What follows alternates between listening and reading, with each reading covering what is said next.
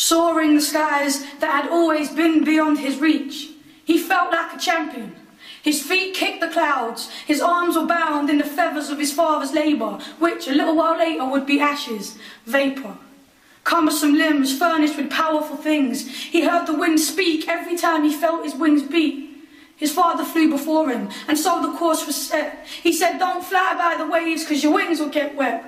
But don't fly so high that the sun melts the wax. He said, stay on my path, son, follow my tracks. Well, Icarus, enamoured by the feeling of flight, he just had to fly higher, get closer to the light. The sun was hot against him as he carried on ascending. He felt strength in him, increasing like the heat that was so tempting. Beneath him was the world he left behind in search of better things. But to achieve that freedom, he sacrificed everything. I told him, Icarus, come down from the sky, you're flying too high. Icarus, heed your father's word, this ain't your territory. No one even noticed as he splashed and hit the seabed. I wonder what he saw before he fell, and if he needed my help, would he have asked for it?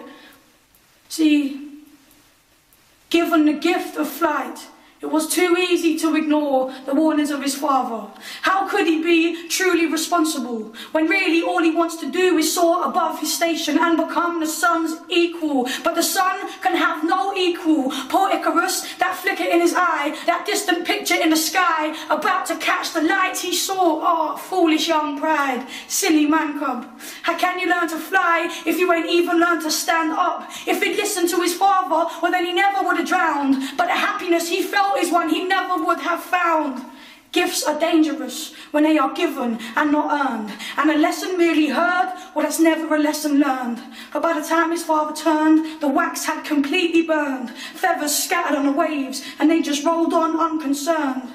But for that small moment, before he fell into the sea, Icarus the headstrong had been completely free. Icarus, come down from the sky, you're flying too high. Icarus, heed your father's word, this ain't your territory. No one even noticed as he splashed and hit the seabed. And I wonder what he saw before he fell, and if he needed my help, would he have asked for it? Probably he wouldn't. Probably he thought he was invincible. He weren't. In principle, he burned, he smouldered in those myths, so that we who never flew before can learn from what he did.